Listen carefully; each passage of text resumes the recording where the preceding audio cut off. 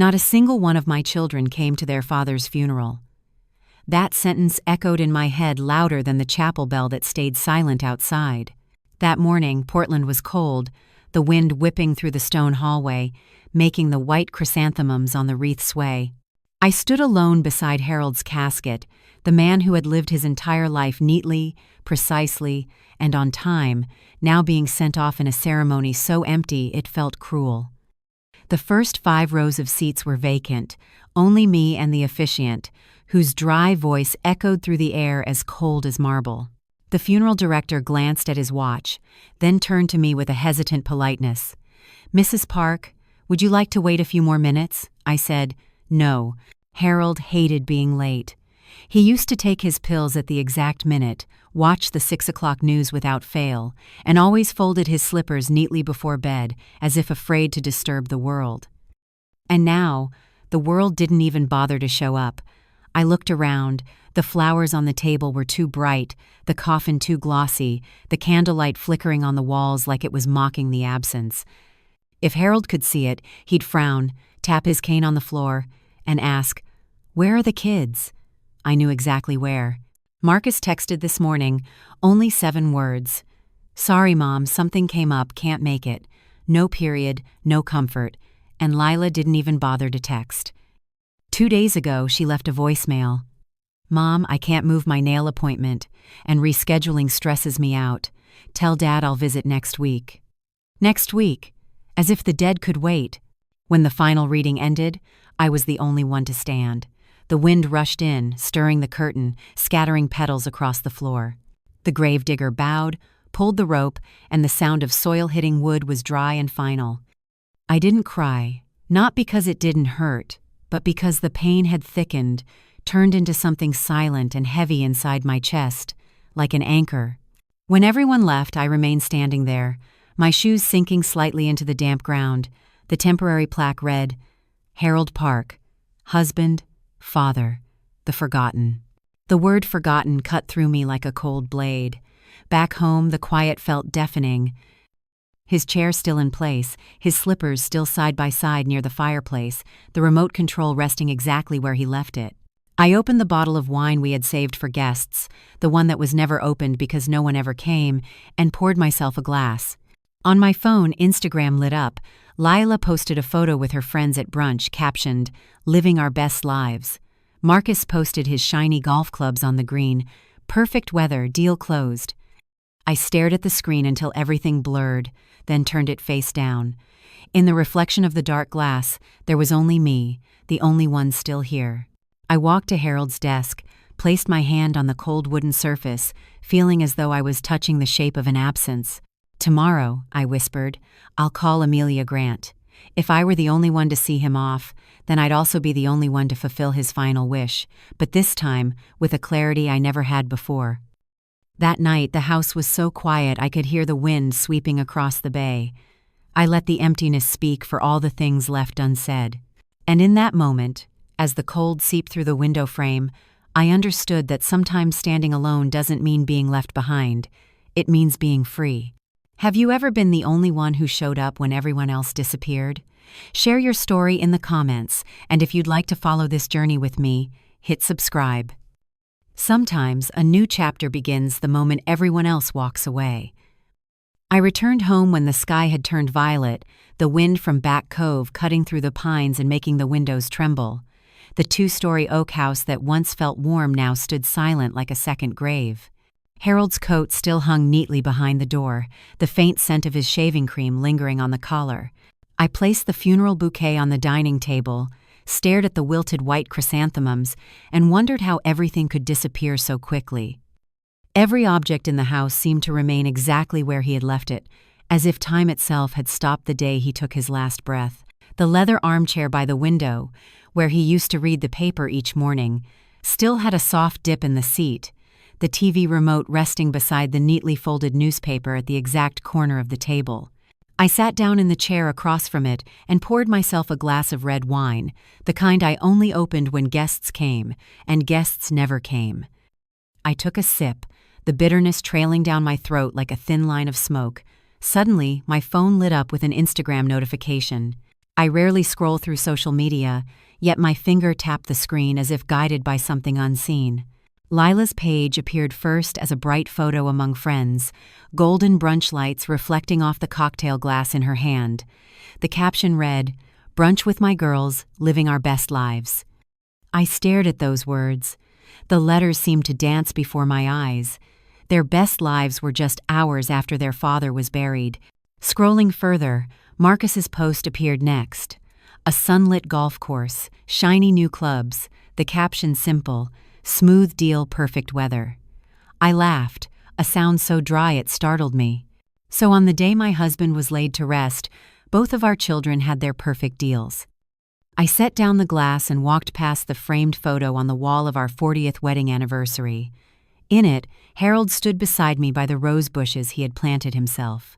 Those crimson roses were once his pride, yet this season only bare stems and cold soil remained. I brushed my fingers lightly along the wooden frame. "You'd laugh, wouldn't you?" I whispered. Harold always laughed when I was angry, then teased, "Don't worry, Ellie, people always figure out who's genuine." But he was wrong.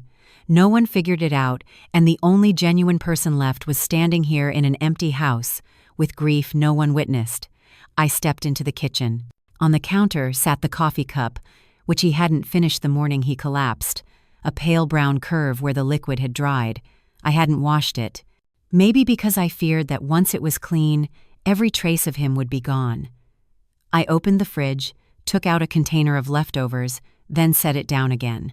Not hungry. Just hollow. The dim yellow kitchen light fell across the wooden table where I had spent hours balancing budgets, writing down every amount sent to our children when they struggled, when they needed a little help. I pulled open a small drawer and found the old brown notebook. Harold's teasing name for it was Mom's Sacrifice Diary. I flipped a few pages, my handwriting careful and small. March 2007, sent Marcus $15,000 for his startup project. In July 2011, Lila needed $12,000 for Noah's braces. In October 2013, another $5,000 so her husband could fix the leaking roof. Each note felt like a tiny incision on the surface of trust. I closed the notebook and leaned back in the chair, eyes fixed on the ceiling. In my mind, Harold's voice echoed, "Don't let them use your kindness like an unlimited credit card, Ellie." I had laughed when he said it. Back then, I believed a mother never calculates. But tonight, in this cold house, I realized that when kindness isn't valued, it turns into a scar. I stood and walked to Harold's desk. The bottom drawer was still locked, so I took the small keychain he always kept beside his pocket watch. When I opened it, everything inside was neatly arranged. Receipts, letters, and a thick yellow envelope marked "Estate Confidential." I touched it, the chill spreading from my fingertips. I knew what it was, the copy of the will Harold and I had signed with attorney Amelia Grant 2 years ago. He had laughed then and said, "We should make things clear, just in case I go first." I never imagined I would open it this soon, but tonight I knew I had to. If Harold's funeral had only one person standing, then the rest of his legacy should belong to the one who still stands for him. I placed the envelope on the desk, my hand trembling slightly.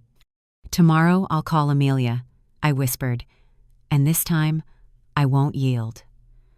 Outside, the wind rose again, scattering a few dry leaves across the porch steps.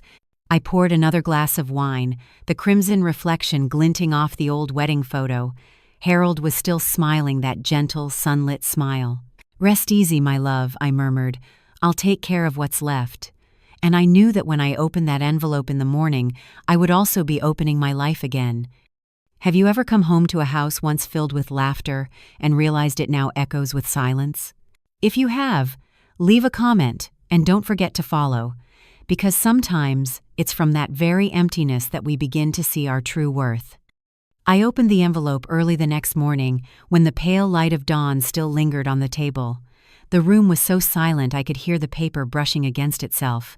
The scent of old paper mixed with oak made my heart beat slowly, steadily but heavily.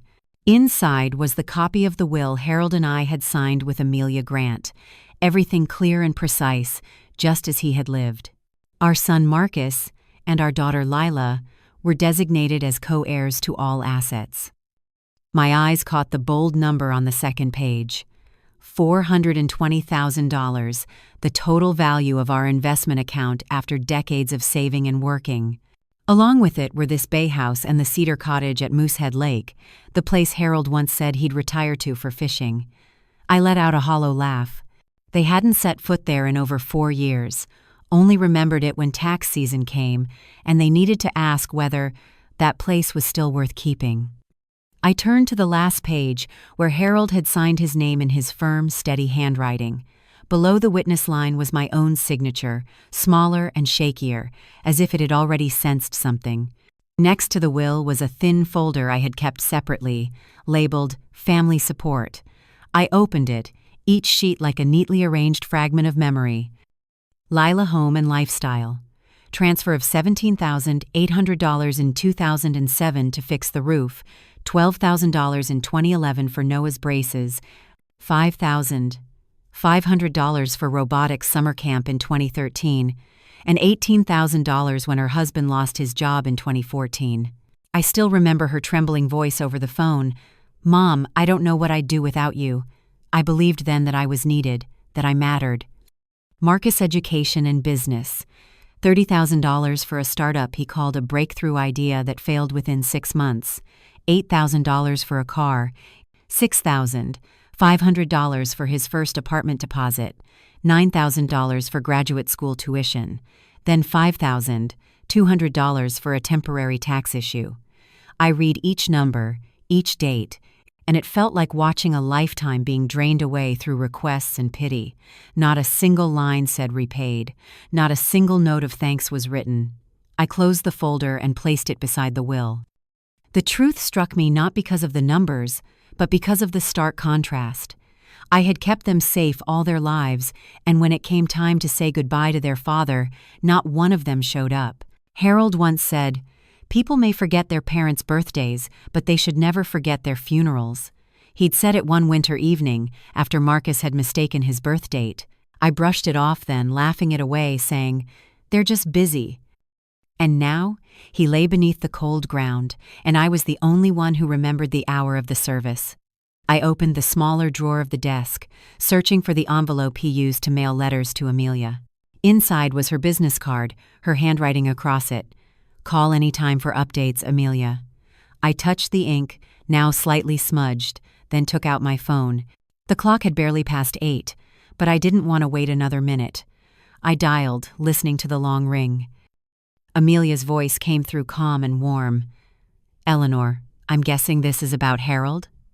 I took a deep breath. "I want to amend the will, Amelia. Today." There was a brief pause on the other end, then she simply said, "I understand. Come whenever you're ready." I hung up and looked around the room. The morning light streamed across the walls, casting trembling golden lines over the family photos. I stepped closer, studying the picture of Noah at the age of 5. In it, Harold was holding the boy, while Marcus and Lila stood on either side, smiling, glasses raised. I placed my hand on the glass. The picture looked warm, but now it was nothing more than paint over damp walls. I sat down and pulled out a blank sheet of paper, scribbling a few quick lines. If I were the only one to see him off, then I'll be the only one to do right by what he deserves respect. I folded the note and slipped it into my coat pocket. As I stood, the wind outside grew stronger, lifting the curtain, and a shaft of light hit the wooden sign by the front door, the park residence. One Harold had carved by hand, his lettering steady and skilled. I stared at it for a long moment before whispering, "It's time to cut away the dead branches, just like you used to with the roses."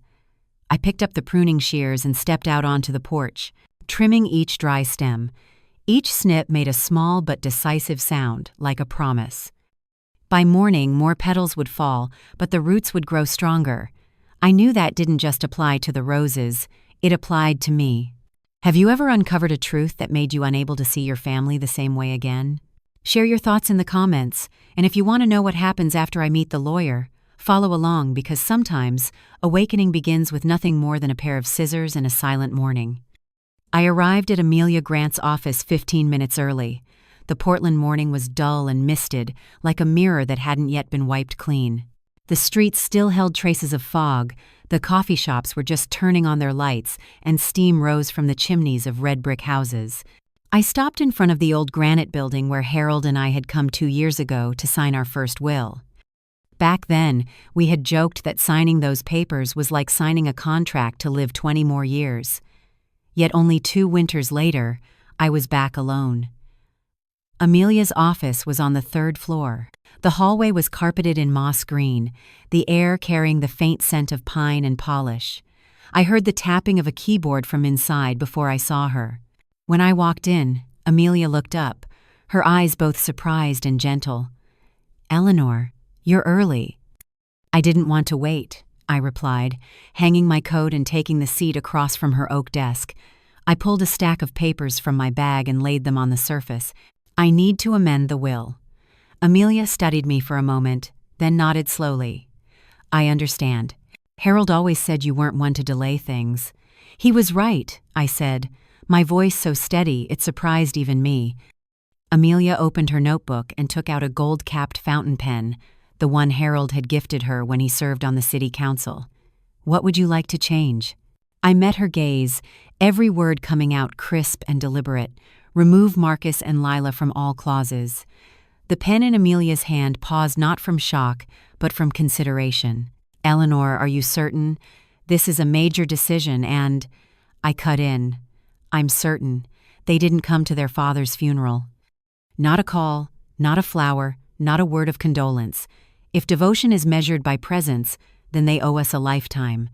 The room fell silent. Morning light streamed through the window, casting long golden threads across the carpet, weaving over the desk. Amelia wrote a few notes, then asked, "Would you like to name another beneficiary?" I was quiet for a few seconds, then said softly, "Yes, Noah, my grandson." I told her about him, how he came every summer to mow the lawn, how he would sit and listen to Harold talk about the fish at Moosehead Lake, how he brought books from the library and said, "You read first, Grandma, then tell me which one's worth it." I remembered the way he once laughed and said, "I like talking to you more than to my friends, because you tell the truth." Harold had said, "If we can leave behind a kid like that, it's enough." I looked at Amelia. "I want everything to go to him, but I want to make sure his parents can't touch a cent." Amelia nodded. "I'll set up an irrevocable trust, and Noah will be the sole beneficiary. His parents will have no authority.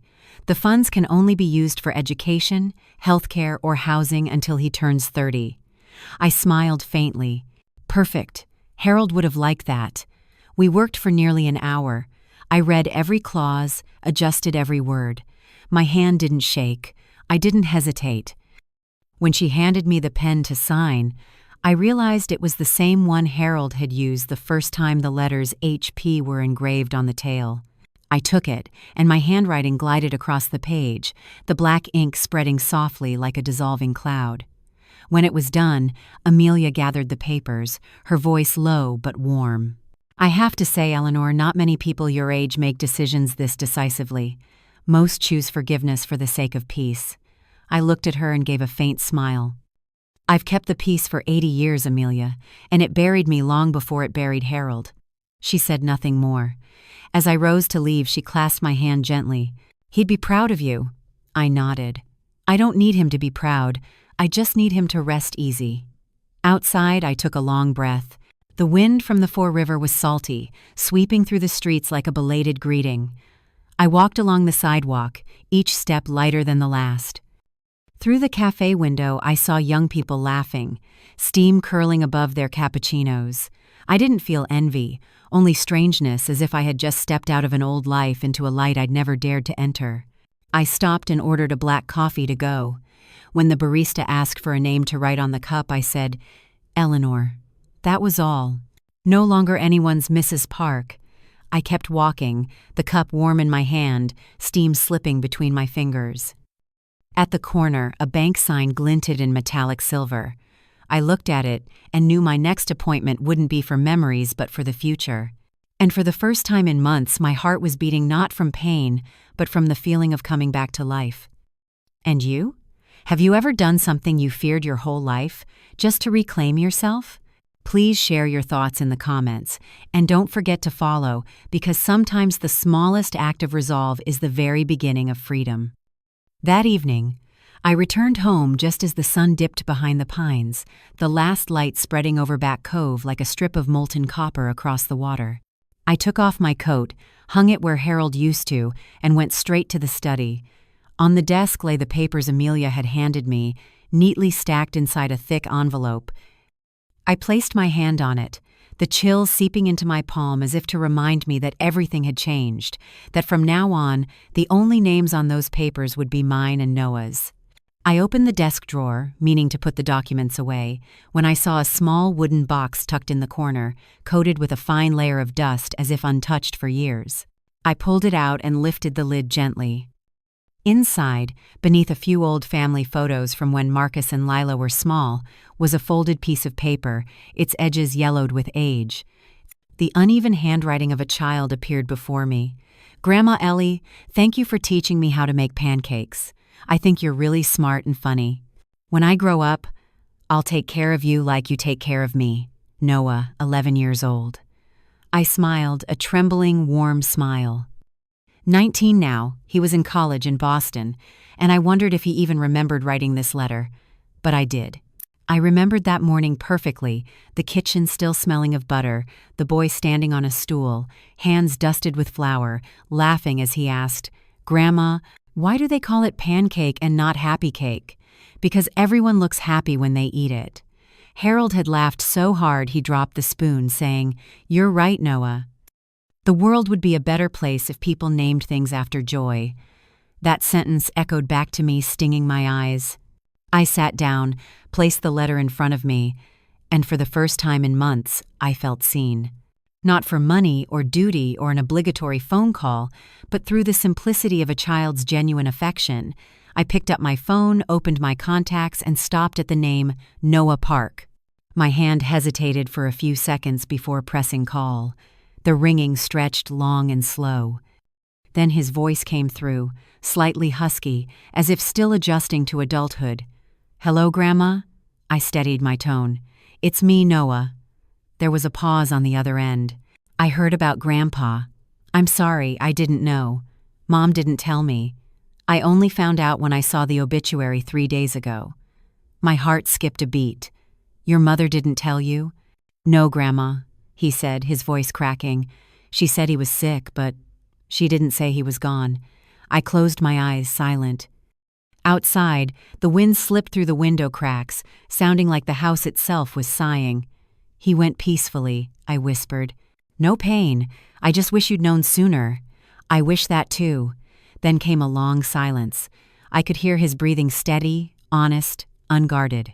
"Grandma," he said finally, "I want to come see you, if that's okay." I nodded, even though he couldn't see me. "Of course, Noah. This door will always be open for you." When the call ended, I sat there for a long time, my hand still resting on the cool phone. Beside me, the small letter lay still, its childish handwriting now a simple prophecy of everything I was doing. That night, I passed Harold's room. Moonlight streamed through the window, landing on the photo of him holding a young Noah, smiling gently. "You see?" I whispered. "At least one of them understands what family means." I quietly closed the door, then returned to the desk. Next to the signed papers was an empty manila envelope. I opened the cabinet, took out a new sheet of paper, and began writing slowly with a black fountain pen. "The remaining estate of the Park family shall belong to the one who knew how to return without being called." I placed Noah's small letter on top, then wrapped everything together in the envelope, tying it with the old ribbon Harold used to wrap Christmas gifts. I felt no anger, no regret. Only clarity, light, and deep, like the first breath after a long storm. I turned off the light, leaving only the soft, golden glow to rest on that envelope, a reminder that kindness, when placed in the right hands, always finds its way back. Tomorrow morning, I would call Noah and ask him to come for breakfast. And if he agreed, I would tell him everything, not just about Harold, but about the true inheritance of gratitude. Do you still keep the first letter someone ever wrote to you? Sometimes, a single old piece of paper can remind you how deeply you were once loved. Share your story in the comments, And don't forget to follow, because what's written with sincerity can sometimes be what saves us from being forgotten. Noah arrived on a Saturday afternoon, sunlight filtering through the willow branches by the porch, the scent of lavender drifting softly around the house. I heard the sound of a car stopping by the gate, the quick steps of youth crunching the gravel path, then the voice I hadn't heard in person for over a year. "Grandma, it's me." I opened the door, and for a moment, time folded back 10 years.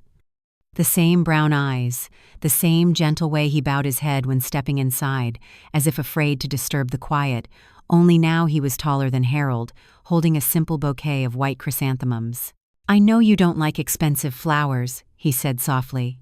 I smiled, my voice trembling a little. "I only like things that last, and chrysanthemums tend to live long." We sat in the living room, wrapped in soft light, 2 cups of steaming tea between us. His eyes wandered around the room, stopping at Harold's old armchair. "It's still the same," he murmured. I nodded. "Your grandpa didn't like changes, and I think this time he'd be pleased to see you here." Noah looked down at the table, silent for a moment, then spoke barely above a whisper. "Grandma, I'm sorry I wasn't at the funeral. I didn't know. If I had—" I placed my hand over his. "I believe you. You don't have to apologize for someone else's silence." That sentence made him look at me, eyes glistening like the 11-year-old boy he once was. I stood, walked to the wooden cabinet, and took out the manila envelope I had prepared the night before. Inside were the copies of the trust, a short letter, and the note Noah had written as a child. I set the envelope before him, my hand still resting lightly on its edge. "Noah, there's something I want you to see." He opened it, his eyes scanning each page carefully. When he reached the line that read, "Beneficiary, Noah Park," his hand trembled. "Grandma, what is this?" I looked into his eyes, my voice calm but firm. "It's your future. It's everything your grandfather and I built the house, the cabinet moosehead, the savings account, even the smallest things. I've transferred everything to your name, not as a burden, but as a way for you to continue planting the kindness this family once forgot." He opened his mouth as if to speak, then stopped. "But what about my parents?" I smiled faintly. "They have their own lives, and their own choices. I'm giving this to the one who shows up without being called, who loves without needing to prove it, and that's you." Noah's eyes filled with tears. He folded the envelope against his chest. "You didn't have to do this, Grandma. You've already given me more than enough." I shook my head. "No, Noah, I'm only doing what's right. Your grandpa used to say, inheritance isn't what we leave behind, it's who we leave it to, and I trust you won't let it go to waste." He looked up, voice tight. "Grandma, I don't know what to say. I'll take care of this house, and Grandpa's rose garden too." I smiled, slow and deep. "Take care of yourself first, then take care of what you love after. That's the only thing that keeps you standing." We sat quietly in the golden noonlight, the ticking of the clock and the faint scent of tea filling the old room. Then Noah chuckled softly. "Grandma, if I come back next weekend, can we make pancakes?" I laughed, warmth rising in my chest like a tide. "All right, but this time you're flipping the batter." He nodded, eyes bright like the boy he used to be. Before leaving, he glanced at the wooden sign on the porch where Harold had carved "The Park Residence." "Grandpa was really good with his hands," he said. I replied, "Yes, he was, and I was patient. Now it's your turn to learn both." After Noah left, the house fell silent again. But this time, the silence wasn't heavy. It was full, breathing, as if Harold had just walked in, sat down, and smiled. "You did the right thing, Ellie." I sat down, holding my cup of cold tea, looking at the manila envelope still marked by Noah's fingerprints. Perhaps every right decision begins with loneliness. But eventually, we realize that giving trust isn't losing it, it's planting the beginning of something new. Do you believe that some people are born just to remind us that kindness still exists?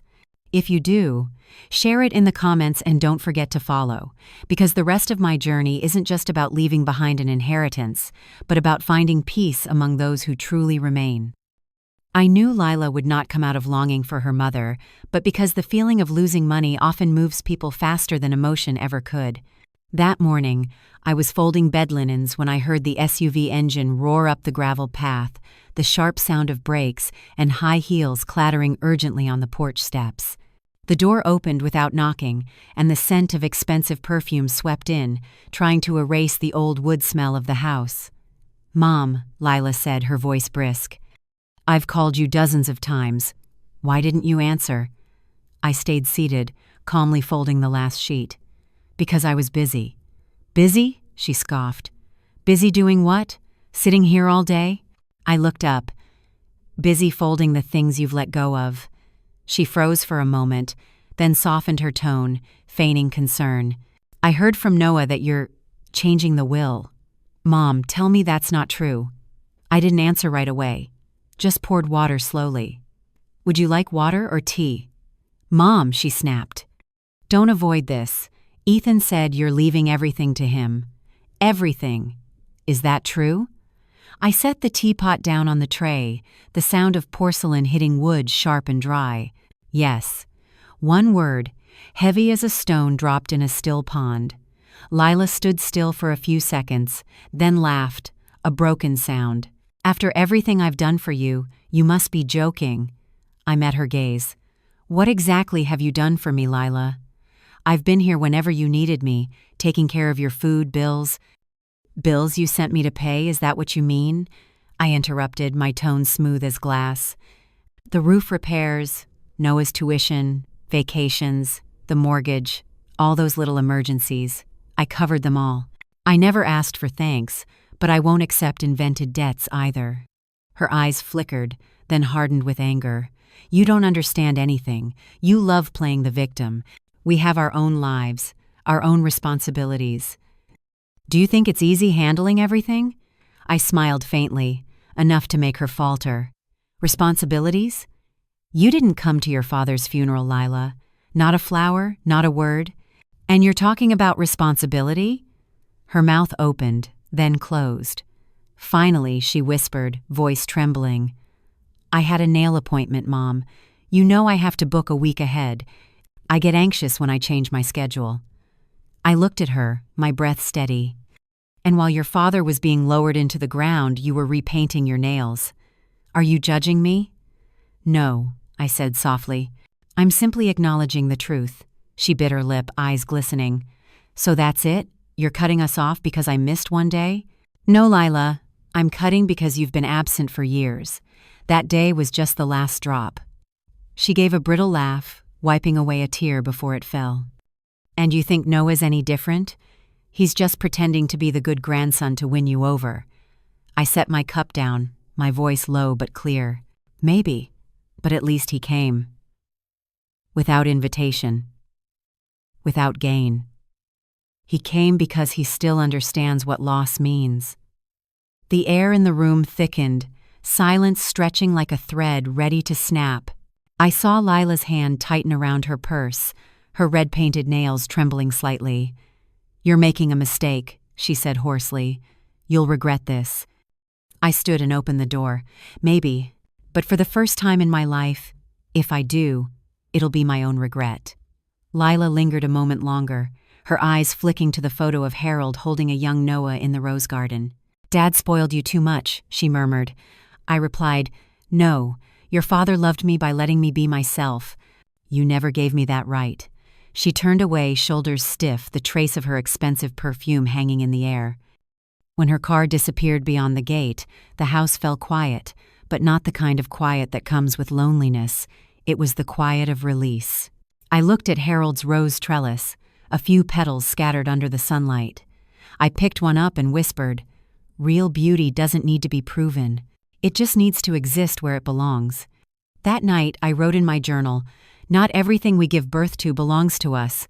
Some children come only to teach us how to let go." Have you ever been hurt by someone you love?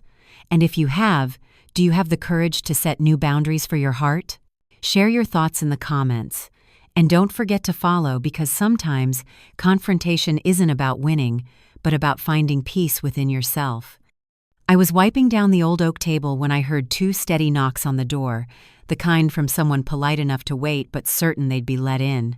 When I opened it, Marcus stood there in a gray suit and tight tie, holding a leather briefcase, and behind him was Vivian, her blonde hair curled into perfect waves, a Hermes silk scarf tied neatly around her neck, her eyes polite but cold. "Mom, may we come in?" Marcus asked, voice deliberately gentle. I opened the door wider and smiled faintly. If you came with honesty, not with clauses. They sat in the living room, neither removing their coats. Vivian glanced around, her gaze sweeping over the faded walls and old family photos. "The house still looks the same, like a museum." I replied, "Yes, a museum of memories, but at least these memories aren't for sale." Marcus gave a strained smile and set his briefcase on the table. "Mom, I know this is sensitive. Lila and I talked, and we just want to make sure you're not being influenced, especially by Noah." I tilted my head slightly, my voice dropping low. "Influenced? And by whom?" Vivian cut in, her smile thin as a blade. "He's too young to understand money. We just don't want to see you taken advantage of." I let out a soft laugh, the kind that made them both pause. "All my life, I've seen only one person taking advantage of me. Every time you called, it wasn't to ask how I was doing, but how much I could send." Marcus frowned. "Mom, I don't want to argue, but you can't just remove us from the will like that." I looked him straight in the eyes, my tone calm enough to feel cold. "Can't I?" "Marcus, I already have. The documents are signed, the trust is sealed, and the assets are irrevocable. No one, not even the court, can touch them." Vivian's fingers tightened on the edge of her scarf, the scent of her perfume thickening in the air. "Mother, this could cause problems with the press, banks, and lawyers," I interrupted. "Problems are for people still trying to protect appearances. I'm only protecting what's left of myself." She gave a sharp little laugh, but it was laced with anger. "Noah's manipulating you. He's smarter than you think." I answered softly, "Maybe. But at least he's not smart in the way that forgets who gave him life." Marcus bowed his head, sighing. "You used to tell me that forgiveness is the lightest way to live." I nodded. "That's true. But forgiveness doesn't mean reopening the door to someone who once burned down your home." The living room fell utterly silent. Vivian was the first to stand, her tone now cutting. "If that's your decision, we won't stop you. But don't expect anyone to stand by you when you need help." I smiled, stepping closer, my voice gentle but sharp. "Thank you. I've been standing alone for a long time, and as you can see, I'm still standing." She froze for a heartbeat, then turned away, tugging Marcus by the arm. Before they reached the door, I added, "Vivian, if anyone asks, tell them I have no regrets, because for the first time in my life, I chose dignity over attachment." They didn't respond. The sound of their heels struck the gravel path outside like punctuation to a finished chapter. As the door closed, I looked through the glass pane and watched them walk away, a man hollowed by conflict and a woman hiding her bitterness behind silk. I turned back to the room. The afternoon light streamed through the curtains, falling across the silk scarf Vivian had left on the chair. I picked it up, folded it neatly, the expensive perfume still clinging to it. I placed it in the drawer, not as a keepsake, but as proof of a life that had stopped tolerating. That night, I wrote in my journal, "Sometimes it takes watching people speak through their wallets instead of their hearts to understand that boundaries aren't for punishment, they're for saving yourself from disappearing." Have you ever had to choose between keeping yourself and keeping the people who drain you? Share your thoughts in the comments. And don't forget to follow, because sometimes freedom isn't about cutting ties, but about no longer trembling when you say goodbye. The next morning, I woke earlier than usual, brewed tea, and stood for a long while by the window, watching the thin mist drift across the bay. What I felt wasn't joy or sadness, just a rare stillness, a kind of quiet that arrives after storms, the kind people don't notice until the wind truly stops. I put on a wool coat, took the folder Amelia had prepared, and drove to the central bank in Portland. The building was just as I remembered: polished granite walls, a brass nameplate catching the sunlight, revolving doors turning slowly as if they only opened for those ready to face themselves. The receptionist recognized me immediately as I entered.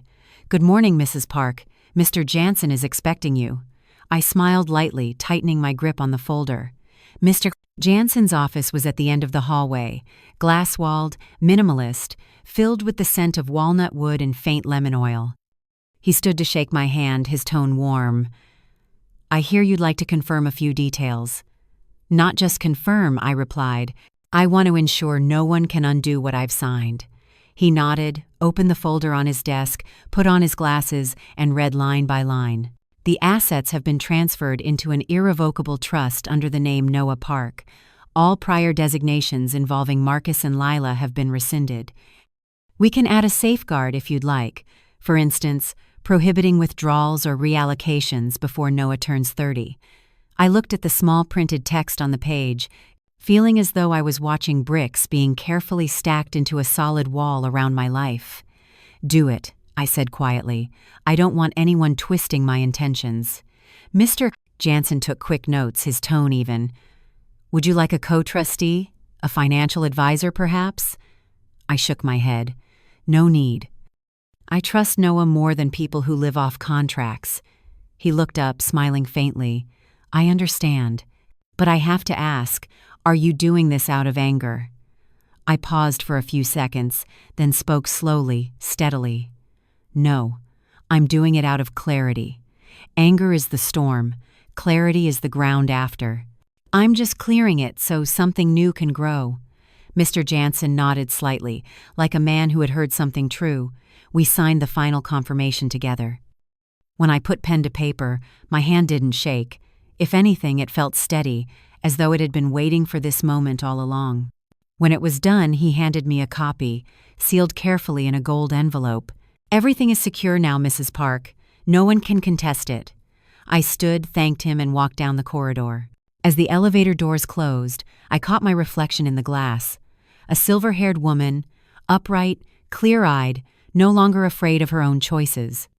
Outside, a gentle wind carried the scent of coffee and the hum of passing voices.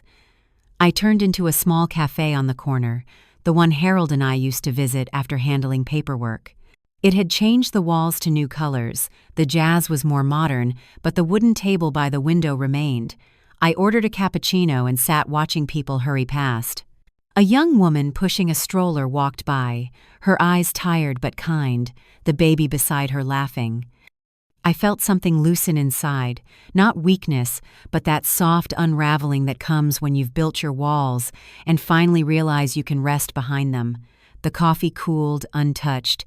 When I left, I placed a neatly folded tip on the table and took a deep breath of the October air. On the sidewalk, the maple leaves had begun to turn, red and gold interlaced like a woven rug of the changing season. I walked slowly, each step affirming something simple. I don't need permission to begin again. Have you ever done something that scared you, only to feel lighter afterward? Share it in the comments, and don't forget to follow, because sometimes peace isn't the absence of pain, but the courage to step through the door while your hands are still trembling. That afternoon, just as I finished hanging the new curtains, there was a soft 3-knock rhythm on the door, the kind so familiar I didn't need to look to know who it was. Lorraine Campbell, my neighbor 2 houses down, the woman who had witnessed nearly my entire life on this street since 1974, stood at the door with a box of shortbread cookies and a half-serious, half-mischievous smile.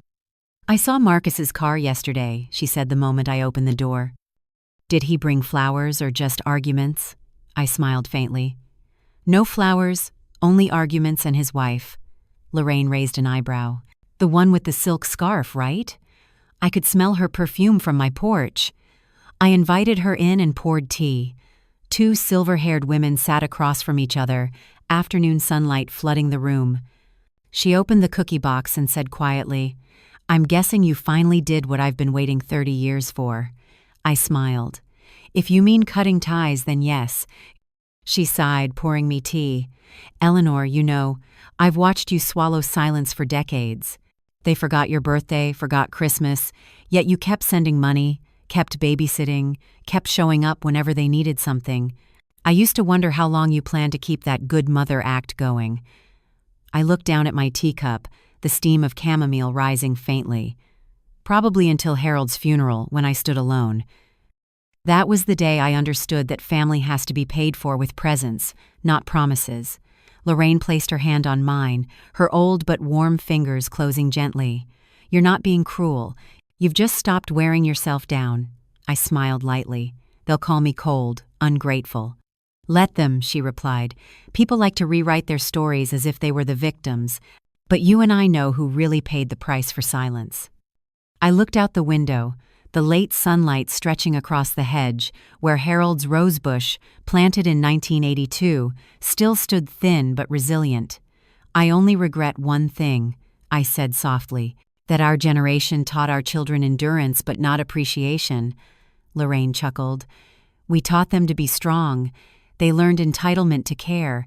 Something got lost between us. I stayed silent, listening to the kettle hiss faintly in the kitchen. She looked around with affectionate eyes. This house still has a soul, Ellie, not because of Harold, but because of you. You're the one keeping it alive. I answered softly. I'm not sure if I'm keeping it alive, or if it's keeping me. Lorraine squinted. Does it matter? We all need somewhere to see ourselves clearly. I nodded, my eyes resting on the old photograph on the shelf, Harold holding baby Noah, me standing behind, and Lorraine smiling faintly in the distance. Do you have any regrets? She asked after a pause. I thought for a moment, then spoke slowly. Only that I didn't do it sooner. No one is worth disappearing for just to keep them close. Lorraine raised her brows, pride in her tone. I've waited half a lifetime to hear you say that. She opened the cookie box and pushed it toward me. Shortbread old recipe. Same butter taste as 1974, only we got older. I took a bite. The buttery flavor melted gently, sweet and soft, like a memory no longer painful, just familiar. Thank you, Lorraine, I said, for still being here. She smiled, sipping her tea. Don't thank me, Ellie. We were born to prove that women can start over at any age, as long as they dare to look in the mirror and not recognize the one who used to endure. I looked at her and saw in her aging eyes a reflection of myself, two women from two eras, both choosing to stand not for anyone else, but for themselves. When she left, the sky had turned violet, the air crisp and cool. I stood on the porch, watching her figure disappear down the leaf-covered road. The wind brushed through Harold's roses, carrying the faint scent of tea and old laughter. A strange certainty rose within me. Sometimes, the person who understands you most isn't your child, but the neighbor who's witnessed you living right and living again.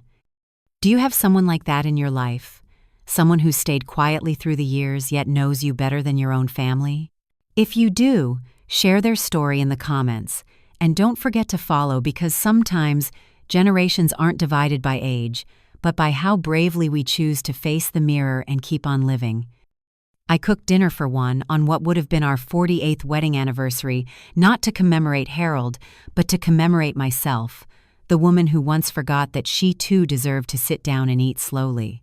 The kitchen was quiet, filled only with the sound of a knife against the cutting board, the soft hiss of oil, and the scent of garlic mingling with butter melting in the pan.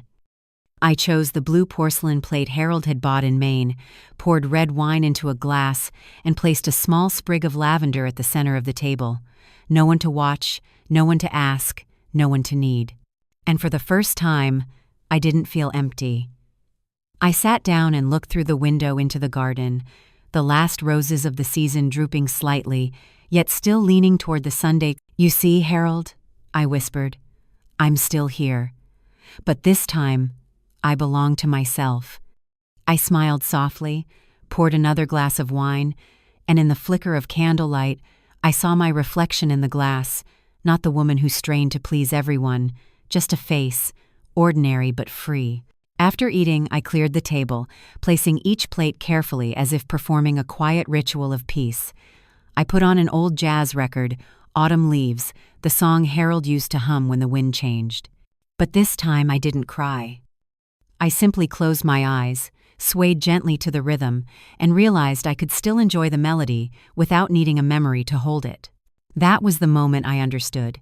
Peace doesn't come from forgetting someone, it comes from no longer fearing the memory of them. I opened my notebook and wrote a few lines. Today I am no longer a widow, a mother, a victim. I am simply Eleanor, the woman who eats dinner alone and feels full. Just as I set the pen down, the phone rang. It was Noah. Grandma, I just wanted to tell you I submitted my application for an internship at the Haven Foundation, the place you used to volunteer. I want to start from there. I smiled, my voice trembling with warmth. I know you'll do well. You know your grandpa would be proud. What about you? He asked. I paused for a moment, then said, I am too. When the call ended, I stood and opened the window. The night breeze drifted in, carrying the faint scent of the sea. I turned the music down and lit another candle on the windowsill, not for anyone, but for the space itself, for this evening of one. I took a sip of wine, closed my eyes, and felt a heartbeat inside my chest that no longer rushed. Perhaps this was my new ritual, a dinner that needed no sharing, yet was full of presence. I no longer needed an audience, or gratitude. All I needed was to know I had chosen to live, and living was enough. Have you ever sat alone, not waiting for anyone, just to feel that you still exist? If you have, tell me in the comments, and don't forget to follow because sometimes dinner for one is the beginning of a lifetime of freedom. On the first winter morning, a thin layer of snow covered the porch railing, soft as powdered sugar on the pies Harold used to love. I poured tea, the steam blurring in front of me, and outside the pines cast their shadows over the still face of the bay. Everything in the house had changed. No noise, no back-and-forth words, only the wind brushing the glass and the clock counting each beat as if to remind me there was still one more day to live. On the table lay a thank you letter from the Haven Foundation, where Noah had just begun his internship. Beneath the director's signature were a few handwritten lines. He talks about you often. We believe he carries the kindness this world needs. I read it again, warmth and lightness rising in me at once. At this age, praise is no longer necessary. It is enough to know what you planted has taken root. I looked around the house, and the small cracks in the walls had been patched. The wooden railing Harold built years ago, which I had just painted last weekend, still had the scent of fresh paint lingering. I remembered the moment I stood there drilling screws, my hands trembling but sure, and the pride of seeing it hold firm under the first snow of the season. A part of me had assumed I would never again have the strength to start anything. But this quiet taught me that sometimes justice does not come from a court, but from the way you stop trembling when you touch your own life again. I brewed more tea and turned on the radio, the announcer's voice talking about a snowstorm on the way. I laughed to myself and thought, all right then, I've lived through enough storms. I stepped onto the porch, the cold biting my cheeks, snow falling lightly, each flake melting in my hair. In the distance, Noah was walking up the hill with a basket of pastries, his cheeks flushed red from the wind. Grandma, I'm stopping by for a bit, he called when he saw me. I opened my arms and took the basket, the scent of cinnamon and honey floating into the air. You painted the railing beautifully, he said, his voice deeper than before. I smiled. I did. I didn't need anyone's help. He looked at me, pride in his eyes. You're starting over, aren't you? I shook my head gently. No, I'm simply continuing. We sat on the porch steps as the snow drifted around us, the dry rose trellis beside us, glittering as if dusted with silver frost. I told him about 1974, the year Harold and I bought this house, when we were two young people with a small dream of having a place to call home. I said, your grandpa always said that when winter comes, repaint the railing because if it can withstand the snow, it can withstand any season. Noah was quiet, then said softly, he must be smiling. I looked out over the bay where the morning light touched the silvery mist. Yes, I think he's standing somewhere, leaning on the railing, nodding.